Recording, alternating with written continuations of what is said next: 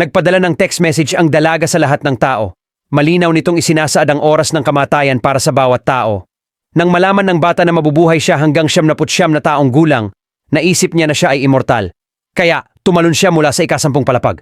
Nakakagulat, nakaligtas siya sa pagtalon, ngunit nakapatay ng isang estranghero. Susunod, umakyat siya sa isang mataas na tulay at matapang na tumalon. Biglang may sumulpot na truck at muli siyang nakaligtas. Ngayon siya ay 100% sigurado na siya ay talagang immortal. Kaya sa pagkakataong ito, sumakay siya ng eroplano at tumalon. Sa kabutihang palad, nakarating siya sa isa pang lumilipad na eroplano at nakaligtas. Pinapanood ito ng Diyos sa TV. Nang malaman ng driver na ito na ilang segundo na lang ang natitira sa kanya, sa sumunod na sandali, nabangga siya ng isang malaking truck. Ang paralisadong matandang ito ay may higit sa 12 taon upang mabuhay, ngunit ang kanyang batang nurse ay mamamatay sa loob lamang ng 60 araw. Niyakap niya ang matanda at nagsimulang umiyak.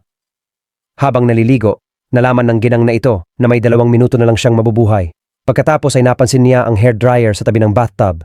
Dali-dali niyang tinanggal ang plug, pinatay ang gas at pagkatapos ay pinatay ang lahat ng maaaring pumatay sa kanya. Sa sandaling iyon napansin niya ang isang lata at sinubukan niyang abutin ito. Ngunit pagkatapos ay nangyari ito. Ang lahat ng ito ay plano ng Diyos.